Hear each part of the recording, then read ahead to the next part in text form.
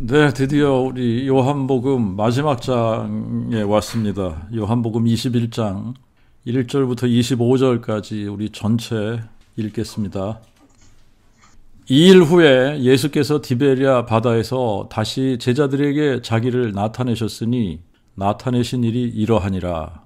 시몬 베드로와 디드모라 하는 도마와 갈릴리 가나 사람 나다나엘과 세베대의 아들들과 또 다른 제자 둘이 함께 있더니 시몬 베드로가 그들에게 이르되 나는 고기 잡으러 가노라 하매 그들이 우리도 함께 가겠다 하고 나가서 즉시 배에 올랐으나 그날 밤에 아무것도 잡지 못하였더라.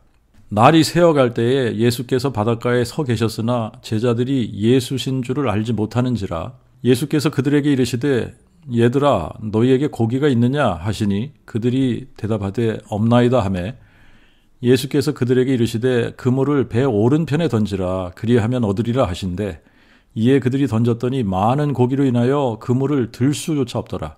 이에 예수의 사랑하시는 그 제자가 베드로에게 말하여 주님이시라 하니 시몬 베드로가 주님이시라 하는 말을 듣고 벗고 있다가 겉옷을 두른 후에 바다로 뛰어내리더라. 다른 제자들은 육지에서 거리가 멀지 않고 불과 200 안마쯤 되므로 작은 배를 타고 고기 든 그물을 끌고 와서 육지에 와보니 숯불이 있는데 그 위에 생선이 놓였고 떡도 있더라. 그들에게 이르시되 지금 잡은 생선을 가져오라 하시니 시몬 베드로가 올라가서 그물을 육지에 끌어올리니 큰 고기가 가득이 차서 153마리나 되더라. 이같이 많으나 그물이 찢어지지 아니하였더라. 예수께서 그들에게 이르시되 너희는 와서 먹으라 하시니 이제는 제자들이 주님이신 줄을 아는 거로 당신이 누구냐 감히 묻는 자가 없더라. 이에 예수께서 오셔서 떡을 가져다가 저희에게 주시고 생선도 그와 같이 하시니라. 이것은 예수께서 죽은 자 가운데서 살아나신 후에 세 번째로 그의 제자들에게 나타나신 것이라. 저희가 식사를 마친 때에 예수께서 시몬 베드로에게 이르시되 요나의 아들 시몬아 내가 이 사람들보다 나를 더 사랑하느냐 하시니 베드로가 대답하되 주여 그러하오이다. 제가 주를 사랑하는 줄을 주께서 아시나이다 하매 예수께서 그에게 이르시되 내 어린 양들을 먹이라 하시고 예수께서 다시 두 번째로 이르시되 요나의 아들 시몬아 내가 나를 사랑하느냐 하시니 베드로가 대답하되 주여 그러하니이다. 제가 주를 사랑하는 줄을 주께서 아시나이다 하매 예수께서 그에게 이르시되 내 양들을 치라 하시고 예수께서 세 번째로 이르시되 요나의 아들 시몬아 내가 나를 사랑하느냐 하시니 주께서 세 번째 내가 나를 사랑하느냐 하심으로 베드로가 근심하여 주여 모든 것을 주께서 아시오매 제가 주를 사랑하는 줄을 주께서 아시나이다 하니 예수께서 그에게 이르시되 내 양들을 먹이라. 진실로 진실로 내가 네게 이르노니 네가 젊었을 때에는 스스로 띠띠고 원하는 곳으로 다녔거니와 내가 늙었을 때에는 내 팔을 벌리리니 남이 내게 띠를 띄우고 내가 원치 아니하는 곳으로 데려가리라. 이 말씀은 베드로가 어떠한 죽음으로 하나님께 영광을 돌릴 것을 가리킴이더라. 이 말씀을 하시고 베드로에게 나를 따르라 하시니 이에 베드로가 돌이켜 예수의 사랑하시는 그 제자가 따르는 것을 보니 그는 곧 만찬석에서 예수의 품에 의지하여 주여 주를 파는 자가 누구니까 묻던 자더라. 베드로가 그를 보고 예수께 여짜오되 주여 이 사람은 어떻게 되겠나이까? 예수께서 그에게 이르시되 내가 올 때까지 그를 머물게 하고자 할지라도 네게 무슨 상관이 있느냐? 너는 나를 따르라 하시니 이 말씀이 형제들에게 나가서 그 제자는 죽지 않겠다 하였으나 실은 예수님이 그에게 죽지 않겠다 하신 것이 아니라 내가 올 때까지 그를 머물게 하고자 할지라도 네게 무슨 상관이냐 하신 것이라.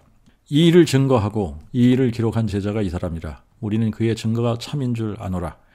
예수의 행하신 일이 이 외에도 심히 많으니 만일 낱낱이 기록된다면 이 세상이라도 이 기록된 책을 두기에 부족할 줄 아노라. 아멘.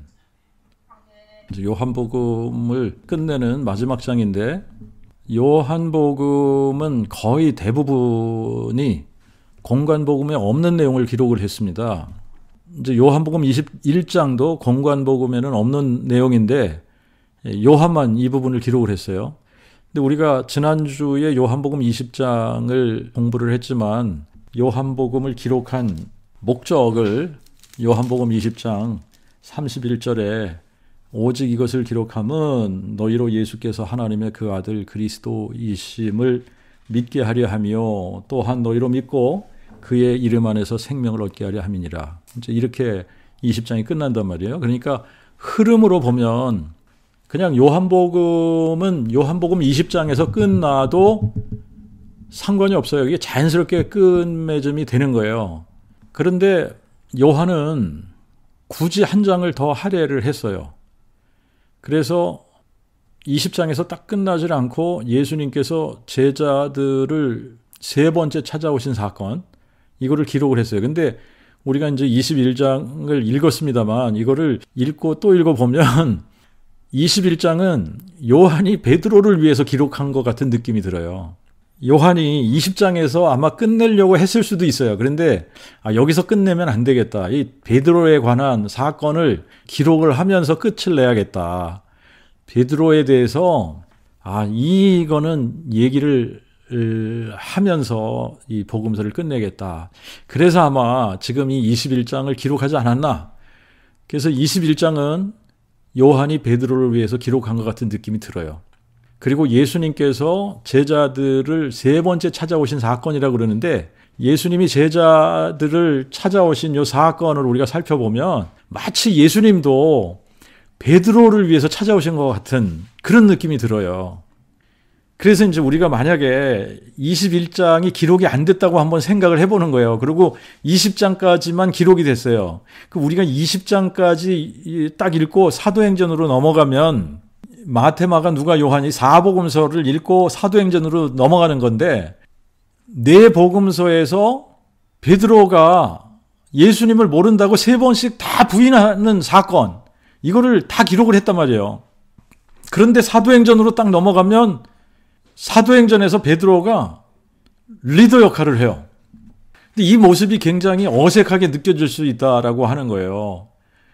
그런데 21장에 예수님께서 디베랴 호수에 제자들을 찾아오셔서 여기서 다른 제자들도 있었단 말이에요. 그런데 베드로에게 다가가시잖아요. 베드로에게. 그래서 요나의 아들 시몬아, 내가 이것들보다 나를 더 사랑하느냐? 요나의 아들 시몬아, 내가 나를 사랑하느냐? 요나의 시몬아, 내가 나를 사랑하느냐? 이렇게 세 번 물으신단 말이에요. 이렇게 세 번 물으시면서 매번 끝에 가서 내 어린 양들을 먹이라. 내 양들을 돌봐라. 내 양들을 먹이라. 그러시면서 18절, 19절에서는 베드로가 언제 죽을지, 어떻게 죽을지, 그리고 그의 죽음이 하나님을 어떻게 영화롭게 할지 이거를 말씀해 주신단 말이에요. 그러면서 베드로에게 너는 나를 따르라. 너는 나를 따르라. 그러신단 말이에요.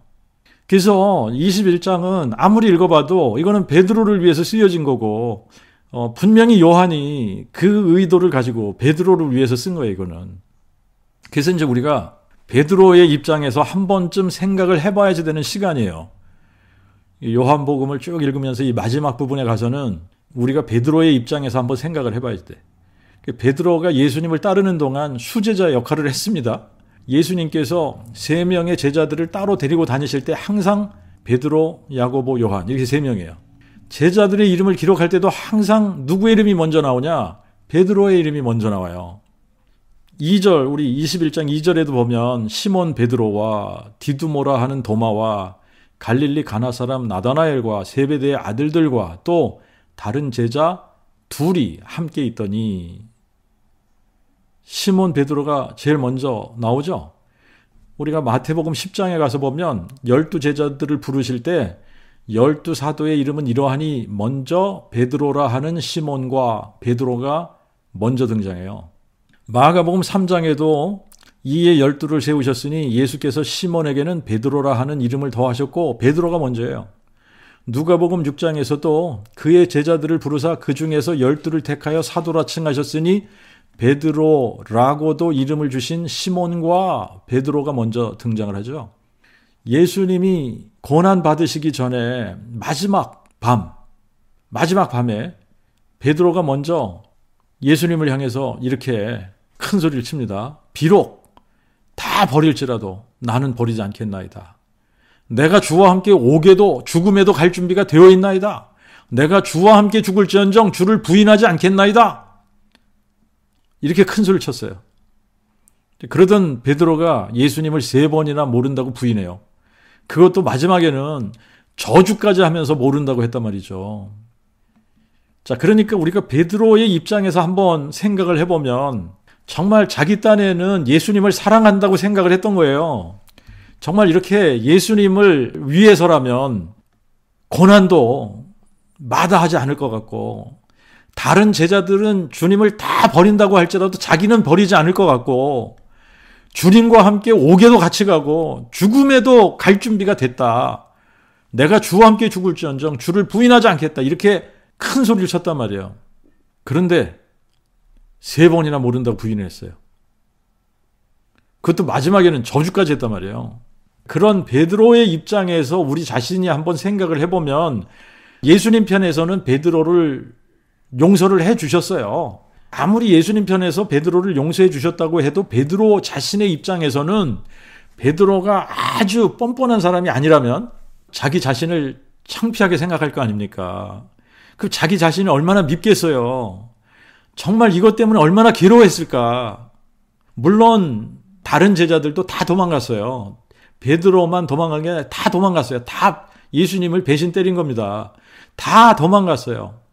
그런데 다른 제자들은 예수님을 모른다고 부인하는 이런 사건은 없었단 말입니다. 그런데 베드로만 예수님을 멀찌감치 따라가다가 어디까지 들어가게 되냐면 대제사장 안나스의 집까지 따라 들어간단 말이에요. 그랬다가 괜히 사람들이 너 그 동산에서 봤는데 너 그 당이다 뭐 이런 식으로 하니까 말이죠. 모른다고 부인을 하다가 나중에는 저주까지 하면서 예수님을 모른다고 부인했단 말이죠.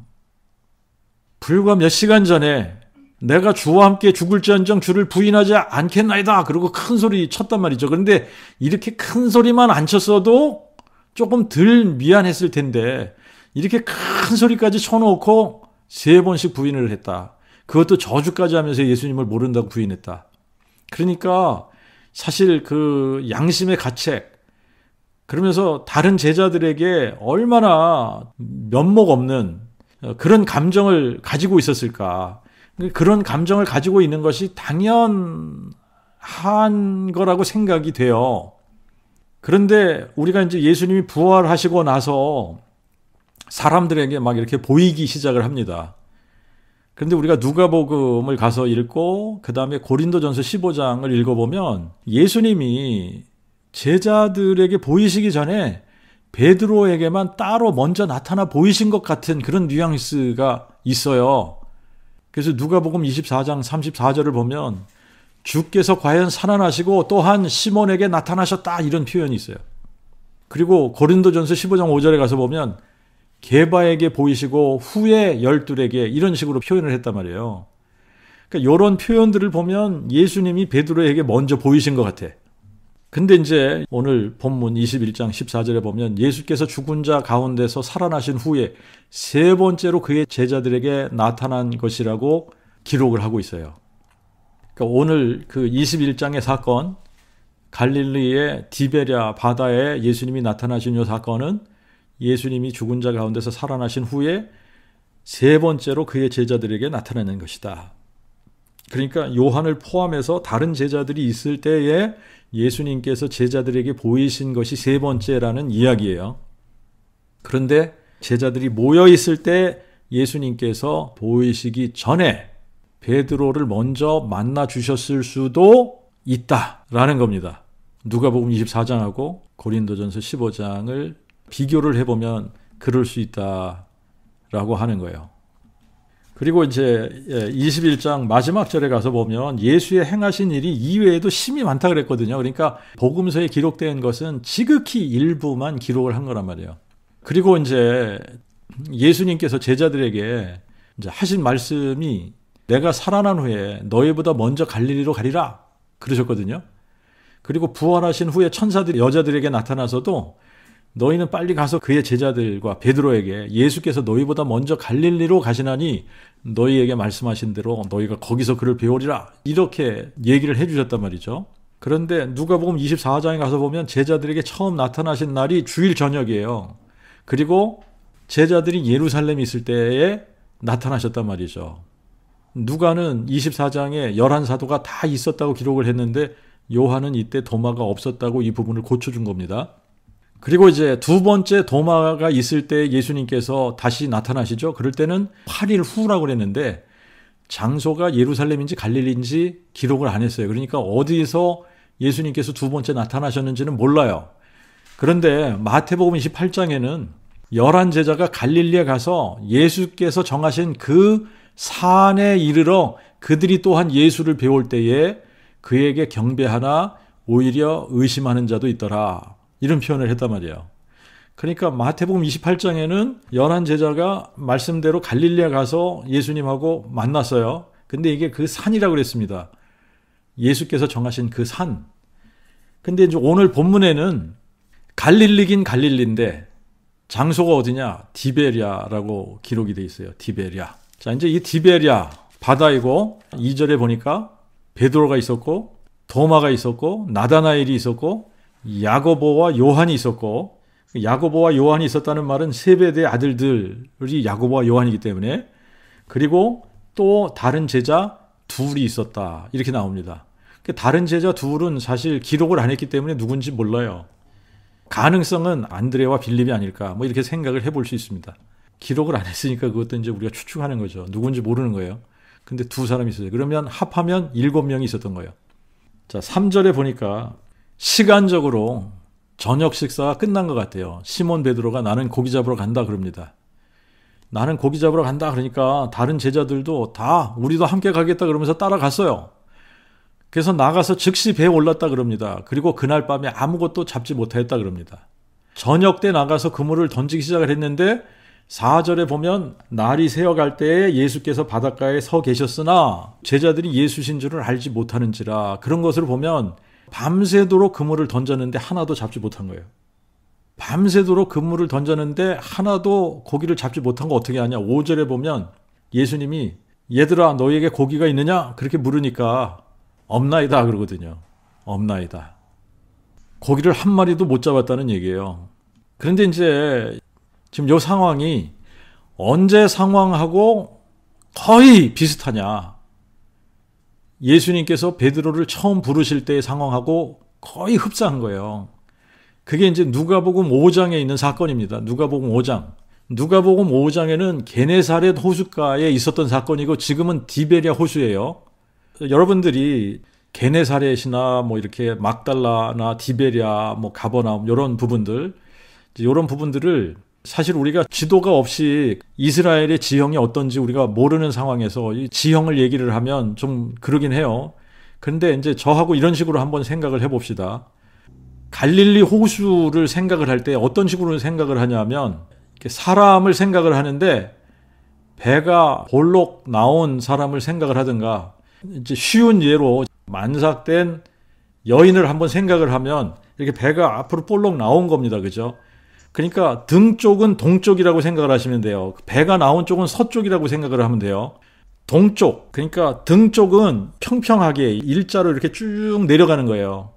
그런데 서쪽은 이렇게 내려오다가 볼록하고 튀어나온 겁니다.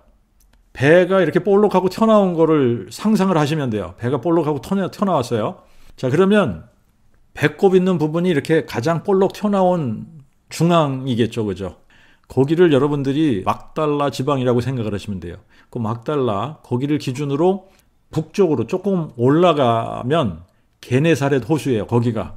게네사렛 호수고 그 막달라에서 조금 내려왔어요. 그러면 거기가 어디냐? 디베랴 호수인 겁니다. 디베랴. 그러니까 여러분들이 지금 이제 제일 많이 등장하는 갈릴리의 호수 지역 이름이 게네사렛 아니면 디베랴입니다. 그리고 이제 우리가 잘 아는 막달라 마리아는 왜 막달라 마리아냐면 막달라라고 하는 지방에 사는 마리아이기 때문에 막달라 마리아라고 하는 거예요. 자, 그러니까 막달라라고 하는 지방은 어디냐? 갈릴리 호수 서쪽에 볼록 나온 가장 중앙되는 그 지점, 거기를 막달라라고 생각을 하시면 되고 그 위쪽, 그 북쪽이 게네사렛, 그리고 거기서 조금 내려온 남쪽이 디베랴 바다다. 자, 그러면 누가복음 5장은 어디에서 있었던 사건이라고 그랬죠? 게네사렛. 그리고 지금 21장에 있는 이 사건은 어디에서 생긴 사건이냐? 디베랴예요. 디베랴. 자, 이제 그렇게 여러분들이 지금 상상을 하시면 됩니다. 그리고 누가복음 5장으로 가서 한번 생각을 해보는 거예요. 예수님이 베드로를 처음 부르실 때에 그 사건을 여러분들이 한번 생각을 해보시는 겁니다. 베드로는 게네사렛 호수에서 고기잡이를 하고 있었어요. 고기를 잡고 있었어요. 그때도 밤새 그물을 던졌는데 한 마리도 못 잡았습니다.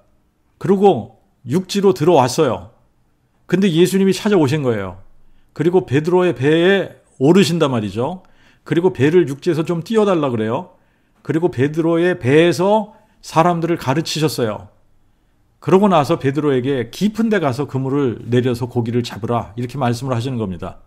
자, 이때 베드로가 선생이여 우리가 밤이 새도록 수고를 하였으되 얻은 것이 없었사오나 말씀에 의지하여 내가 그물을 내리리다. 그리고 이제 그물을 내렸습니다. 깊은 데 가서 그물을 내렸어요. 그랬더니 고기가 너무너무 많이 잡혀서 그물이 찢어질 정도가 된 거예요. 그래서 다른 배에 있는 동료에게 도와달라고 손질을 해서 그렇게 많은 물고기들을 2배 채웠는데 배가 잠길 정도가 됐다 그랬거든요. 그런데 지금 상황이 그때 상황하고 비슷한 상황이라고 생각을 하시면 돼요. 자, 요한복음하고 공관복음 이걸 비교하면 마태복음하고 마가복음을 여러분들이 읽을 때는 분명히 예수님이 제자들을 부르실 때에 베드로, 안드레, 야고보, 요한이 4명의 제자들을 부르신 때와 장소가 어떻게 기록이 되어져 있느냐면 세례 요한이 잡히신 후 갈릴리 해변이라고 그렇게 기록이 되어져 있습니다. 그런데 우리가 요한복음을 읽다가 보면 요한의 기록은 달라요. 요한의 기록에 의하면 안드레와 요한은 애당초 처음에는 누구의 제자였냐면 세례 요한, 침례 요한의 제자였습니다. 그런데 이 침례 요한을 따르던 안드레와 요한이 예수님께서 세례 요한에게 나오시니까 세례 요한이 예수님을 보면서 바로 이분이 바로 그분이야. 내가 이야기하는 분이 바로 이분이야. 라고 얘기를 하니까 예수님께서 안드레와 요한을 부르기도 전에, 제자로 부르기도 전에 그들이 먼저 예수님을 따르기 시작을 한 거예요. 그들이 세례 요한을 따르다가 이제 더 이상 세례 요한 따르지 않고 누구를 따르기 시작한 거냐면 예수님을 따르기 시작한 거예요. 그런데 요한복음의 기록을 보면 예수님께서 제일 먼저 나를 따르라 라고 부르신 제자는 베드로도 아니고 요한도 아닙니다. 누구냐면 빌립이에요. 빌립을 부르셨고 그리고 빌립은 자기 친구 나다나엘을 찾아가서 예수님께 데리고 옵니다. 그렇게 여러분들이 생각을 하고 요한복음과 공관복음을 이렇게 비교해서 읽어보면 예수님의 처음 제자들은 안드레, 요한, 빌립 그리고 나다나엘 이렇게 4명이에요. 근데 베드로는 안드레 형입니다. 안드레가 시몬을 찾아가서 우리가 메시아를 만났다 그러니까 시몬이 그래 그러면 한번 가서 볼까 그러고 이제 찾아온 거예요. 예수님을 찾아왔어요. 그런데 유대인들의 메시아 사상은 어떤 메시아 사상을 가지고 있느냐 하면 메시아 그리스도는 다윗의 자손으로 오셔서 다윗의 왕권을 다시 세울 사람, 다윗의 왕권을 다시 세울 사람으로 알고 있었단 말입니다. 그래서 로마를 몰아내고 다윗의 왕권을 세워서 이스라엘 나라를 다시 회복할 사람을 기대하고 있었던 거예요. 그런데 예수님과 시간을 보내다가 보니까 예수님에게 그런 카리스마를 못 느끼는 것 같았어요. 그래서 베드로가 합류한 뒤에 예수님에 대해서 부정적인 이야기를 계속 했던 것 같고 자기들이 생각했던 메시아하고는 이렇게 완전히 다른 그런 행동들을 하시니까 이제 베드로가 그때 선동을 한 것 같아요. 야, 너희들은 사람을 지금 잘못 본 것 같다. 이 사람은 메시아가 아니야. 내가 봤을 때 이 사람은 메시아가 아니다. 너희가 헛다리 짚었다. 자, 이 사람은 아니야. 그러니까 나는 고기 잡으러 간다. 너희도 헛수고하지 말고 나랑 같이 고기 잡으러 가자. 뭐 이렇게 선동을 했던 것 같아요. 그래서 안드레와 요한은 베드로의 말을 듣고 예수님을 떠난 겁니다. 그래서 베드로랑 같이 갈릴리에 가서 다시 고기 잡기를 하기 시작한 거예요. 업으로 돌아간 겁니다. 자, 이렇게 안드레와 요한은 베드로를 따라서 예수님을 떠났어요. 그렇지만 예수님을 떠나지 않은 제자 둘이 있었습니다. 그들이 누구냐면 빌립과 나다나엘이었다라고 하는 거예요. 그래서 이제 예수님이 빌립하고 나다나엘을 데리고 갈릴리 가나 혼인잔치에 들려서 물이 포도주가 되게 하는 기적을 베푸신 겁니다. 그리고 나서 게네사렛 해변으로 베드로와 요한을 찾아가신 거예요. 자, 그랬더니 거기서 무슨 일이 일어났냐? 밤새 그물을 던졌는데 고기 한 마리도 잡지 못한 거예요. 예수님이 이른 아침에 와서 보시니까 배가 두 척이 있었다 그래요. 하나는 시몬의 배였고 하나는 야고보 요한의 배였어요. 마태 마가는 예수님이 그들이 그물 던지는 것을 보셨다 그래요. 누가는 배가 정박해서 그물을 씻고 있다고 기록을 했습니다. 자, 그러니까 이제 이거를 종합을 해보면 예수님이 새벽부터 오셔서 그들이 그물 던지는 것부터 보셨던 거예요. 그물 던지는 것부터 보셨는데 누가의 기록대로 하면 밤새도록 그물을 던지다가 한 마리도 못 잡고 해변가로 돌아와서 배를 정박해 놓고 이제 그물을 씻고 그러고 있을 때 예수님께서 베드로의 배에 오르신 겁니다. 그래서 이제 배를 육지에서 조금 띄워달라고 하셔서 배에 앉아서 해변가에 모인 사람들에게 말씀을 가르치세요. 그리고 나서 이제 시몬에게 깊은 데로 가서 그물을 내려라. 그러신단 말이에요. 자, 그럴 때 베드로가 예수님을 뭐라고 부르느냐 하면 에피스타타라고 부른단 말이에요. 이거는 선생이요 라고 하는 말이에요. 선생이요. 자, 이때까지 베드로가 예수를 누구라고 생각했냐? 그냥 선생 정도로 생각을 한 겁니다. 선생 정도로.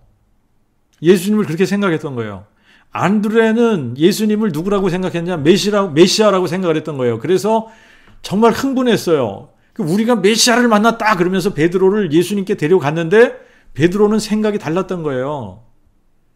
그래서 안드레하고 요한을 설득을 한 겁니다. 이 사람은 메시아 아니라니까. 아니라고. 아무리 봐도 이 사람은 아니야. 자, 그러면서 고기 잡으러 가자 그리고 데리고 왔던 거예요. 그래서 그물을 밤새 던졌는데 한 마리도 고기를 못 잡은 겁니다. 그리고 새벽에 해변가로 돌아왔어요.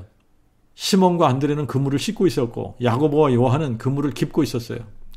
자, 그럴 때 예수님께서 게네사렛 해변가에 와서 베드로를 찾아오신 거예요. 그럴 때 베드로가 선생이요 라고 대답을 한 거예요. 선생이요. 그런데 뭐라 그러느냐면 우리가 밤새도록 수고를 해도 얻은 것이 하나도 없지만 당신의 말을 듣고 내가 그물을 내리리이다. 그리고 진짜 그물을 내렸는데 어마어마한 양의 고기가 잡혔다. 이 사람들은 갈릴리 호수에서 잔뼈가 굵은 어부들 아닙니까? 그런데 밤새도록 수고했는데 한 마리도 못 잡았어요. 그런데 예수님 말씀을 듣고 그물을 던지니까 배들이 잠길 정도로, 이것도 다른 배에다가 나눠 실었는데 배들이 잠길 정도로 많이 잡힌 거예요. 자, 그러니까 시몬 베드로가 예수의 무릎 아래 엎드렸다 그랬습니다. 시몬 베드로가 엎드려서 뭐라고 말하냐면 주여! 큐리에! 주여! 저를 떠나소서. 저는 죄인이로소이다. 처음에는 에피스타타야. 그냥 선생 정도로 불렀어요. 그런데 8절에서는 큐리에 하고 바꿨어요. 예수님을 부르는 예수님에 대한 존칭이 바뀌었어요. 주여라고 부르는 거예요. 주여! 저는 죄인이로소이다. 저를 떠나주소서. 자, 이게 이제 첫 번째 사건이란 말입니다.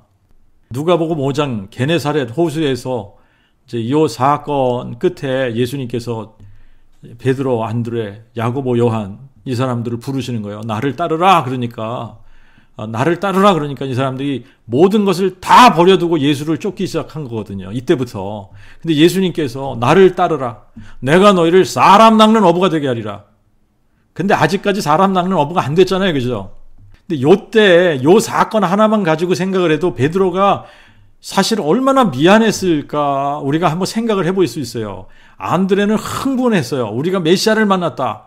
그러면서 흥분해가지고 자기 형을 예수님께 인도했는데 이 사람 아니라니까.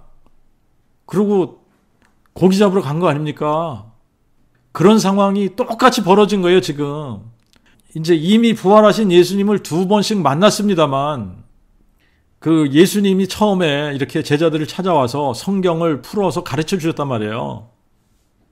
그런데 예수님이 부활하시기 전에는 늘 같이 계셨는데, 부활하신 후에는 잠시 이렇게 나타나셨다가 언제 어디로 가셨는지도 모르게 그냥 나타나셨다가 사라지시고 나타나셨다 사라지시고 그래요. 그리고 제자들에게 뭐를 해야지 될지 아직 지시를 하시지 않은 상황이에요.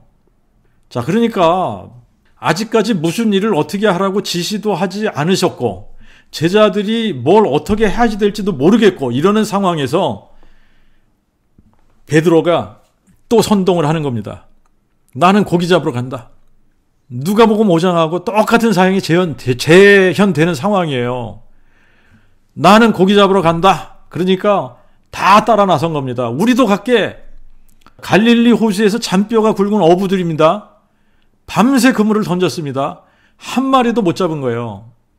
날이 새어갈 때 한 마리도 못 잡고 돌아오는데 예수님이 바닷가에 서 계셔요. 그런데 누군지를 몰라.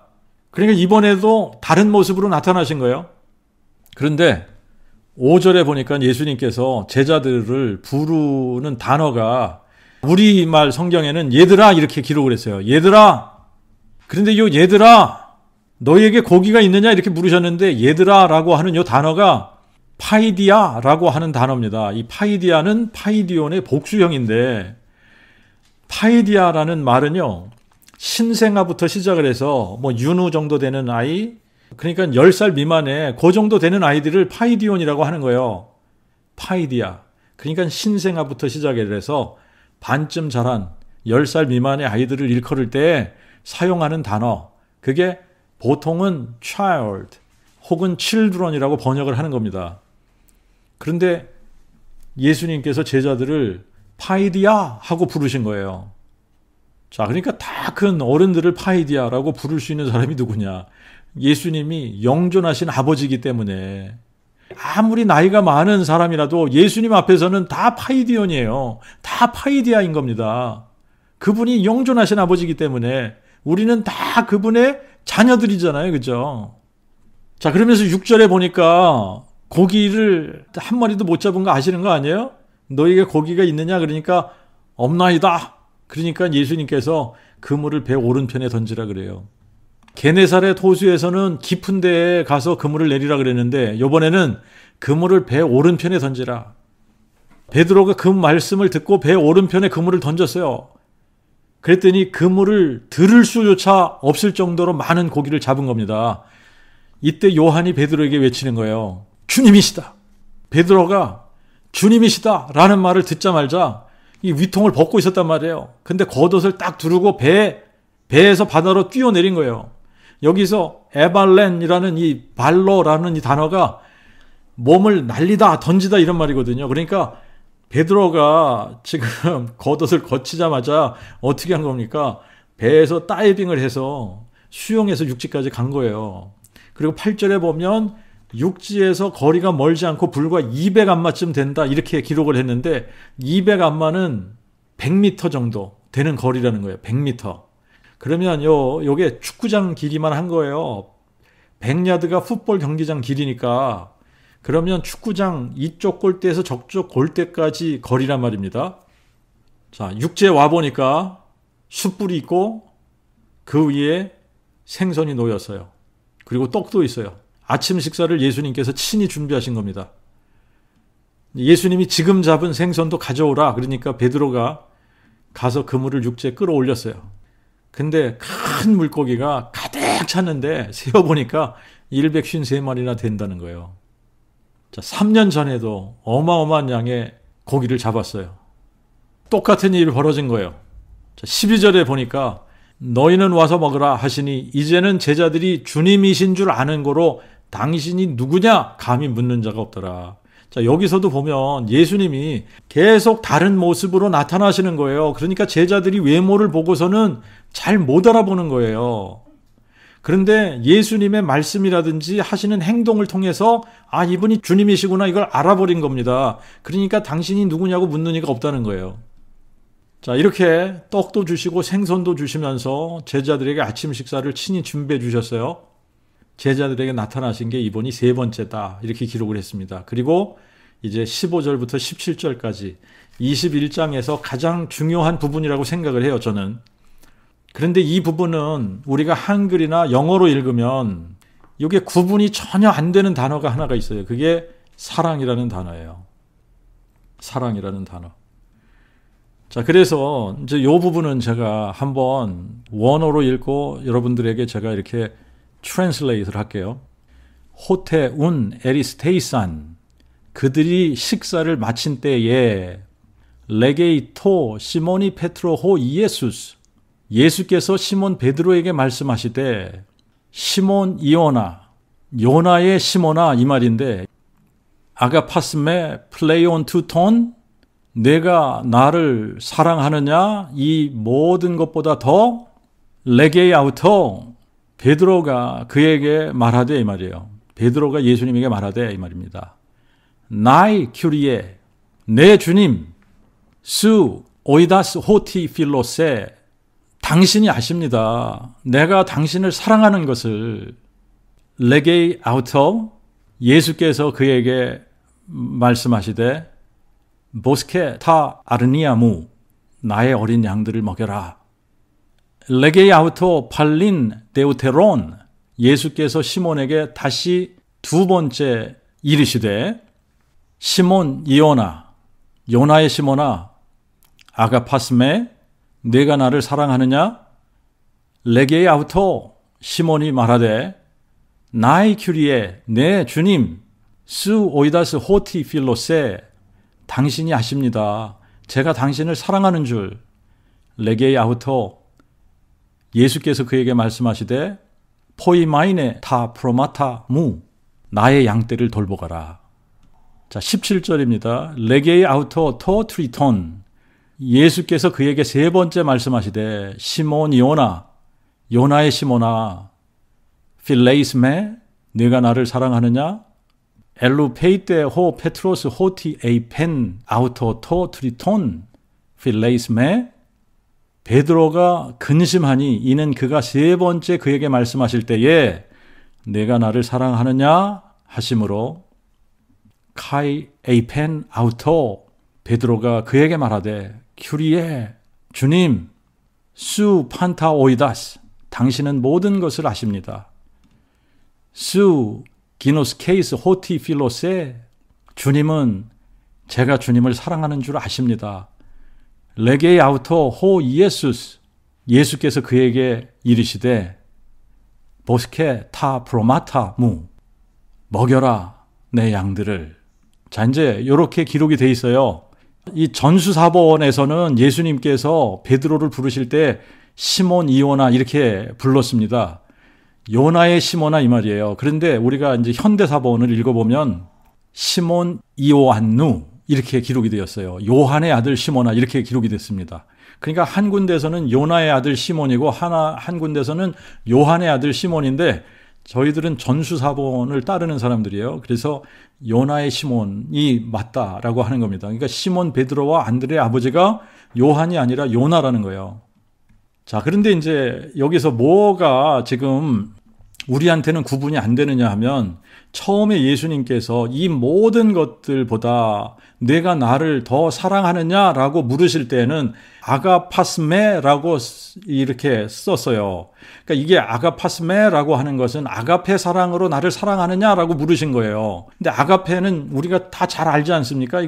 사랑이라는 명사인데 이 아가페라는 이 사랑은 최고 높은 사랑, 최고의 사랑 아닙니까? 그죠? 근데 이제 이 아가페는 명사고 아가파오는 동사인데 여기서는 2인칭 단수로 쓴 거예요. 아가파스메, 플레이온 투톤, 이 모든 것들보다 내가 나를 더 아가페 사랑으로 사랑하느냐라고 물으신 거예요. 자, 이 모든 것들은 사람도 될 수 있고 사물도 될 수 있어요. 그래서 내가 이 사람들보다 나를 더 사랑하느냐라고 번역하는 것보다는 내가 이 모든 것들보다 나를 더 사랑하느냐 하고 번역하는 것이 더 좋은 번역입니다. 자, 여기에는 뭐가 포함이 되느냐면 피싱이 포함이 되는 거예요. 낚시하는 것. 예수님의 의도는 어쩌면 내가 피싱하는 것보다 나를 더 사랑하느냐? 하고 물으시는 것일 수도 있어요. 베드로가 나는 고기 잡으러 간다. 누가 보면 5장에서도 그러고 지금도 그러잖아요. 나는 피싱하러 간다 그러면서 배 타고 갔단 말이에요. 근데 한 마리도 못 잡으면서 밤이 새도록 피싱을 할 수 있는 거는 저 같은 경우는 이게 상상이 잘 안 돼요. 피싱을 별로 좋아하지 않는 사람이기 때문에 조금 하다가 잘 안 잡히면 그냥 철수하지. 밤새도록 한 마리도 못 잡으면서 이거를 할 수 있을 정도면 진짜 피싱을 좋아하는 사람 아니면 이렇게 하기 힘들다는 생각이 드는 거예요. 자, 그런데 밤새도록 피싱을 해. 한 마리도 못 잡으면서. 그러니까 제가 보기에는 예수님의 의도가 내가 바다를 사랑하고 물고기를 사랑하고 배와 그물을 사랑하는 것보다 나를 더 아가페 사랑으로 사랑하냐라고 물으셨던 것 같고, 베드로는 예수님의 그 질문에 대해서 네 주님 그러고 대답을 했어요. 그런데 그 다음 베드로의 대답이 이게 지금 우리말이나 영어에서는 구분이 안 되는 부분이에요. 수 오이다스 호티 필로세 이렇게 대답을 했단 말이에요. 당신은 아십니다. 내가 당신을 사랑하는 줄이라고 번역을 할 수밖에 없는데, 왜 그러냐면 아가파오도 나는 사랑한다고, 필레오도 나는 사랑한다고, 이게 다 사랑한다라고 번역을 할 수밖에 없는 거예요. 그러니까 아가파오 이것도 사랑이고 필레오도 사랑이고, 그런데 예수님은 아가파스메 내가 나를 아가페 사랑으로 사랑하냐라고 물어본 겁니다. 그런데 베드로가 네 주님 이렇게 대답을 해놓고 수 오이다스 호티 필로세 내가 당신을 아가페 사랑이 아니라 필레오 사랑으로 사랑하는 것을 당신이 아십니다라고 대답을 한 거예요. 근데 이제 여러분들이 아가페라는 것은 하나님의 사랑을 아가페라고 그런다. 가장 높은 사랑, 숭고한 사랑, 최고의 사랑, 희생적인 사랑, 이런 거를 아가페 사랑이라고 한다. 이렇게 알고 있어요. 그죠?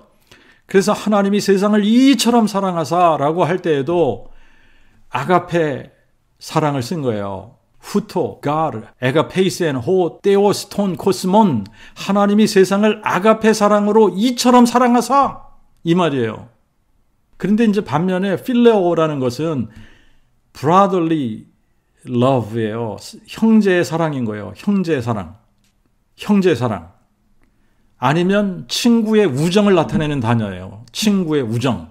그런데 이거를 영어나 한글에서는 이걸 구분하지 않고 다 사랑이라고 그렇게 표현을 하는 거예요. 근데 이제 이 헬라 문화에서는 남녀의 사랑, 부모의 사랑, 친구나 형제의 사랑, 그리고 희생적인 사랑, 이거를 다 구분을 하는 거예요. 베드로가 예수님을 따르면서 비록 다른 사람들은 주님을 다 버려도 저는 주님을 버리지 않겠습니다. 내가 주님과 함께 옥에도 갈 준비, 내가 주님과 함께 죽을 준비가 다 되었습니다. 내가 주와 함께 죽을지언정 주를 부인하지 않겠나이다. 이런 발언들은 내가 예수님을 아가페 사랑으로 사랑한다는 표현이에요, 이게. 그래서 예수님이 시몬이오나 아가파스메 플레이온 투톤 이렇게 물은 거예요. 요나의 아들 시몬아, 내가 이 모든 것들보다 나를 더 아가페 사랑으로 사랑하느냐라고 물으신 겁니다. 그러니까 베드로가 네 주님하고 대답을 했는데 아가페가 아니라 이제 보니 필레오였습니다. 이렇게 대답을 하는 거예요. 제가 형제의 사랑 아니면 친구의 우정으로 주님을 사랑한다는 거 주님 아시잖아요. 이렇게 대답을 한 거예요. 그럼에도 불구하고 예수님은 베드로에게 그러면 내 어린 양들을 먹여다오 라고 부탁을 하시는 거예요. 그리고 예수님이 두 번째 물으시는 거예요. 두 번째 물으실 때는 이것들보다 더 라고 하는 말씀을 빼셨어요. 요거를 싹 빼고 시몬이오나 아가파스메 라고 물었습니다. 요나의 아들 시몬아, 내가 아가페 사랑으로 나를 사랑하느냐? 라고 물으신 거예요. 그러니까 베드로가 두 번째에도 똑같이 대답을 해요. 나이 큐리에 네 주님 수 오이다스 호티 필로세, 제가 형제의 사랑으로 친구의 우정으로 주님을 사랑한다는 것을 주님이 아십니다. 그러니까 예수님이 그래 그러면 내 양떼를 돌보거라. 그런데 17절에 예수님께서 이렇게 물으세요. 시몬 이오나, 필레이스메? 요나의 아들 시몬아, 내가 나를 형제애로 혹은 친구의 우정으로 사랑하느냐라고 물으시는 거예요. 그러니까 베드로가 근심이 되는 거예요. 3번을 물으셨기 때문에 근심이 됐다는 게 아니라 3번째 물으실 때에는 아가파스메라고 물으신 게 아니라 필레이스메 하고 물으셨기 때문에 이것 때문에 근심이 됐다는 얘기예요. 자기가 계속해서 지금까지 대답한 게 필로세 하고 대답을 했는데 정말 네가 필레오 사랑으로 나를 사랑하냐 하고 물으시니까 3번을 물으셔서 근심이 된 게 아니라 3번째에 물으실 때에는 아가페에서 필레오로 바꾸어서 물으셨거든요. 그러니까 근심이 됐다는 거예요. 혹시 친구의 우정, 형제에만 있더라도 모른다고 부인하지 않았던 것 아닐까? 그런 생각이 잠시 들었을 수도 있는 거죠. 그래서 근심이 됐을 수 있는 겁니다. 예수님의 그 질문에 베드로가 똑같이 대답을 해요. 큐리에, 주님, 수 판타오이다스. 주님, 당신은 모든 것을 아십니다. 수 게노스 케이스 호티 필로세. 당신은 제가 친구의 우정으로 당신을 사랑하는 줄 아시나이다. 그러니 그럼 내 양떼를 먹이거라. 예수님이 베드로를 찾아오셔서 야 시몬아 내가 어떻게 그럴 수 있냐 그러면서 호통을 치신 게 아니잖아요. 예수님은 이미 베드로에게 뭐라고 말씀하셨냐면 내가 3번 나를 모른다고 부인하기 전에는 닭이 울지 않을 거다. 그러니까 닭이 울으려면 베드로가 3번 부인해야지 되는 거예요. 그죠? 그러니까 예수님은 베드로가 자신을 3번씩 부인한 것 때문에 서운하시거나 문제 삼거나 그러시는 게 아니라는 얘기예요. 다만 베드로 자신이 이것 때문에 너무 괴로워하는 것을 아시는 거예요. 그래서 어떤 면에서는 이제 베드로를 정말 자유케 해줘야 되기 때문에 찾아오셨다. 이렇게 보는 것이 맞는 것 같아요. 요나의 아들 시몬아, 내가 나를 아가페 사랑으로 사랑하지 않아도 괜찮아. 이 말씀을 해주러 오신 거예요. 형제나 친구의 우정 정도만 있어도 나는 만족해. 너희들이 나를 아가페 사랑으로 사랑하지 못한다는 것을 내가 너무나 잘 안다. 그러니 이제 너는 내 양떼를 돌보거라. 내가 나와 함께 죽겠다고 했지만 그렇게 못했잖아. 하지만 내가 나를 위해서 어떤 죽음을 죽을지 알려줄게. 그러시면서 18절, 19절 베드로가 어떻게 죽을지, 언제 죽을지 가르쳐 주시는 거예요. 진실로 진실로 내가 네게 이르노니 내가 젊었을 때는 스스로 띠띠고 원하는 곳으로 다녔거니와 내가 늙었을 때는 내 팔을 벌리리니 남이 내게 띠를 띄우고 내가 원치 않은 곳으로 데려가리라. 이 말씀은 베드로가 어떤 죽음으로 하나님께 영광을 돌릴 것을 가리키심이더라. 이 말씀을 하시고 베드로에게 나를 따르라 하시니라. 베드로가 어떤 죽음을 죽은 건지 알려주셨어요.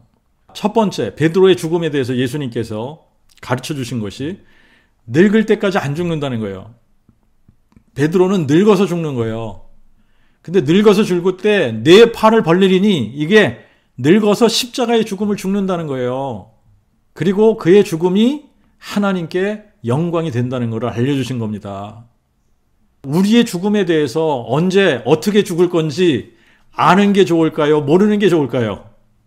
근데 베드로의 경우에는 예수님께서 이 말씀을 해주시는 것이 너무너무나 중요했던 거예요. 베드로가 자기는 주님과 함께 죽겠다고 해놓고 3번씩 주님을 부인했단 말이에요. 그것 때문에 얼마나 후회가 막심했고 죄책감을 가지고 살았는지 사실 이거를 알 수 있는 사람은 아무도 없죠. 그죠? 그런데 예수님께서 뭘 가르쳐 주신 거예요? 자기도 주님과 같이 십자가에 죽을 것이라는 걸 가르쳐 준 거 아닙니까? 또 젊어서 죽는 게 아니라 너는 늙어서 죽을 거야 라고 가르쳐 주셨단 말이에요. 그리고 자기의 죽음이 하나님을 영화롭게 한다는 것도 가르쳐 주셨단 말이에요. 이게 베드로에게는 굉장한 위로가 되는 겁니다. 비록 자기가 주님을 3번씩이나 부인했지만 앞으로 자기가 주님의 양떼를 돌보다가 늙어서 주님과 같이 십자가에 죽게 되고 자기의 죽음으로 하나님께 영광을 돌린다? 이거를 알게 되는 순간에 이거를 예수님이 베드로 혼자만 있을 때 조용하게 베드로에게 해준 게 아니잖아요. 지금 여기 6명의 다른 제자들도 함께 있었단 말입니다. 그러니까 6명의 다른 제자들도 다 알아버린 거예요. 그러니까 다른 제자들 앞에서 늘 자기가 예수님을 부인했던 것 때문에 수치스럽고 찝찝했었는데 이제는 얼마나 자유하고 담대할 수 있는지 우리가 사도행전 12장에 가서 보면 알 수 있어요. 사도행전 12장에 가보면 헤롯이 요한의 형 야고보를 죽여요. 그러니까 유대인들이 그걸 가지고 굉장히 기뻐합니다. 이거 가지고 유대인들을 기뻐하는 것을 보니까 야, 이제 그러면 베드로까지 죽여야겠다. 베드로를 죽이면 유대인들이 더 기뻐하겠네? 그래서 베드로도 죽이려고 잡아서 옥에 가뒀습니다. 이때가 무교절 때란 말이에요. 그러니까 무교절 지나고 나면 베드로를 죽이려고 군사 4명을 한 조로 해서 4개의 조를 편성을 해서 베드로를 24시간 지키게 했어요. 자, 그러니까 교회는 베드로를 위해서 하나님께 쉬지 않고 기도하고 6절에 가서 보면 헤롯이 베드로를 죽이기 바로 전날 밤에 2명의 군인이 양쪽에서 지키고 있고 그 틈에서 2 손에 사슬이 매인 채로 베드로는 누워서 잤다, 그렇게 기록하고 있어요. 그리고 그 문 앞에 파수꾼들이 옥을 지키고 있었다, 이렇게 기록하고 있어요. 내일 아침이면 사형 당하게 됩니다. 사슬에 매여 있고 2명의 군인은 잠도 안 자고 양쪽에서 자기를 지키고 있고 2명은 문 앞에서 지키고 있는 그런 상황에서 베드로만 혼자 편하게 누워서 잠을 자요. 이렇게 베드로가 편하게 잠을 잘 수 있는 이유를 오순절날 성령이 임하셨고 또 부활의 증인이 되었기 때문이라 이렇게 이야기할 수 있어요. 그렇지만 다른 이유를 찾으라고 한다면 요한복음 21장의 이유 때문에 그런 거예요. 예수님이 베드로에게 언제 어떻게 죽을지 가르쳐 주셨잖아요. 베드로가 늙어서 죽을 거고 주님처럼 십자가에 달려 죽을 거라고 알려주셨단 말입니다. 헤롯이 야고보를 죽일 때는 칼로 죽였거든요. 그리고 아직 베드로는 젊단 말입니다. 그러니까 헤롯이 야고보를 죽인 후에 그게 백성들을 기쁘게 하는 것을 알고 베드로도 죽이려고 옥에 잡아 가두었지만 베드로는 뭘 아느냐면 자기가 여기서 안 죽는다는 걸 알았단 말이에요. 그러니까 마음 편하게 잘 수 있을 거란 말이죠. 그런데 정말 그날 밤 놀라운 일이 일어나는 거예요. 천사가 나타났어요. 잠자는 베드로의 옆구리를 칩니다. 그래서 깨웠어요. 쇠사슬이 손에서 벗어져요. 그러니까 띠를 띠고 신을 신고 겉옷을 입고 따르라고 그래요. 그래서 천사를 따르는데 파수꾼들을 지나 성으로 통하는 철문에 딱 이르니까 문이 저절로 열려요. 나와서 어떤 한 거리를 지날 때 천사가 사라집니다. 자, 그때 비로소 자기가 꿈꾸는 게 아니라는 걸 알았던 거예요. 다시 요한복음 21장으로 오겠습니다. 베드로의 입장에서 여러분들 한번 다시 생각해 보세요. 3, 4년 전에 처음 예수님을 따르게 될 때 그때도 그랬는데 지금도 또 고기 잡으러 간다. 그리고 갈릴리 호수에 가서 고기잡이를 하는데 밤새 고기를 잡는데 한 마리도 안 잡혀요. 그리고 주님이 나타나셨어요. 주님이 말씀하신 대로 그물을 던지니까 그때도 그물이 찢어질 정도로 많이 잡았는데 이번에도 또 그랬어요. 이번에는 아침 식사까지 준비해 놓으시고 식사 후에 다른 제자들도 있는데 베드로에게 찾아오신 거예요. 그리고 요나의 아들 시몬아, 내가 나를 사랑하느냐? 하고 물으시는 겁니다. 예수님이 몰라서 물으시는 게 아니지 않습니까? 전지전능하신 하나님이신데 베드로가 닭이 울기 전에 3번 부인하실 것도 아셨잖아요. 그리고 말씀을 해주셨단 말입니다. 그리고 지금 베드로를 찾아오신 이유는 베드로가 예수님을 3번씩 부인한 일로 인해서 그걸로 저주하면서 부인한 것 때문에 아직도 괴로워하고 있는 베드로의 이 마음을 아신 거예요. 그래서 베드로의 사랑을 확인시켜 주시려고 이제는 어떤 일을 해야지 되는지, 어떤 죽음으로 하나님을 영화롭게 할 것인지 알려주시기 위해서 디베랴까지 찾아오신 겁니다. 똑같은 상황, 게네사렛에서도 나를 따르라 그러셨어요. 디베랴에서도 나를 따르라 부르시는 거예요. 이 사건으로 인해서 베드로는 완전히 회복이 된 것 같아요. 이제부터 너희가 본격적으로 사람 낚는 어부가 되는 거다. 자, 이제 그렇게 예수님께서 베드로를 회복시켜 주시니까 20절하고 23절에 베드로가 요한을 보면서 주여, 이 사람은 어떻게, 요한은 어떻게 되는 거예요? 저는 그렇게 죽는다면 저는 늙어서 두 팔을 벌리고 죽는다면, 주님과 같이 죽는 거라면, 그러면 요한, 이 친구는 어떻게 되는 겁니까? 그러고 묻는 거예요. 그때 예수님께서 내가 올 때까지 그를 머물게 하고자 할지라도 네가 무슨 상관이냐? 너는 나를 따르라. 다른 사람이야 어떻든 상관하지 말고 너는 나를 따라. 이제 그렇게 말씀하신 건데, 요게 다른 제자들에게 전해지는 과정에서 요한은 죽지 않을 거다라고 잘못 전달이 된 겁니다. 그래서 요한이 요 부분도 또 수정을 해주는 거예요. 예수님이 그에게 죽지 않겠다고 말씀하신 것이 아니라 내가 다시 올 때까지 그를 머물게 하고자 할지라도 네게 무슨 상관이냐 이렇게 말씀하신 거다. 자, 그렇게 이제 요 부분을 수정을 해주신 겁니다. 자, 그리고 이 일을 증거하고 이 일을 기록한 제자가 이 사람이라, 요한이란 얘기예요. 그리고 요한의 증거가 참인 줄 안다. 예수의 행하신 일이 이외에도 심히 많으니 만일 낱낱이 기록된다면 이 세상이라도 이 기록된 책을 두기에 부족할 줄 아노라. 아멘. 그리고 끝을 맺었어요. 자, 우리가 요거 하나만 생각하고 요한복음 이제 오늘 마치고 다음 주에는 총정리를 한번 하도록 하겠습니다. 자, 예수의 행하신 일이 너무너무 많아요. 그죠? 정말 요한이 간추려서 기록을 했습니다. 자, 그런데 21장을 기록한 이유는 베드로 때문에 이거를 기록한 것 같다. 그런 생각을 지울 수가 없어요. 왜 그러냐면 사람이 가장 실망스러울 때가 언제냐면 자기가 가장 아끼고 사랑하던 사람으로부터 배신을 당할 때예요. 자, 그런데 반대로 자기가 가장 존경하고 신뢰하고 사랑하고 따르던 사람을 배신한 죄를 범한 사람의 입장에서 자기 자신이 얼마나 실망스럽고 밉고 괴로울까. 자, 이 부분만 우리가 조금만 생각을 해볼 수 있다면, 예수님은 우리의 과거가 얼마나 많이 주님을 실망시켜 드렸건 상관하지 않아요. 주님은 우리가 완전하지 않다는 거 너무나 잘 아십니다. 그죠? 그리고 우리가 아가페 사랑으로 주님을 사랑할 수 없다는 것도 주님은 너무나 잘 아세요. 중요한 것은 지금 내가 부활하신 주님 앞에서 주님을 사랑한다고 고백할 수 있느냐.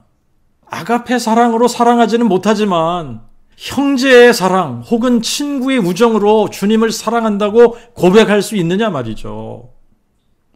그러면 주님은 우리에게도 그 복음을 맡기시는 거예요.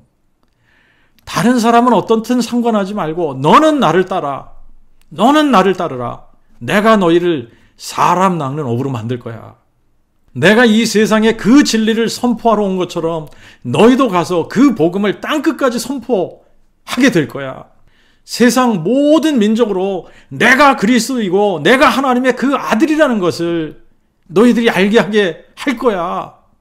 내가 사망을 삼키고 승리했다는 것을 온 세상으로 알게 하게 될 거야. 내가 죽은 자 가운데서 다시 살아났다는 것을 너희를 통해서 사람들이 들을 때에 그 소식을 듣고 마음에 믿는 사람들에게 내가 영원한 생명을 줄 거야. 그들도 사망을 이기고 승리하게 될 것이라고 말해주거라. 오직 이것을 기록하면 너희로 예수께서 그리스도 하나님의 그 아들이심을 믿게 하려 하며 또 너희로 믿고 그의 이름 안에서 생명을 얻게 하려 함이니라. 아멘. 기도하겠습니다.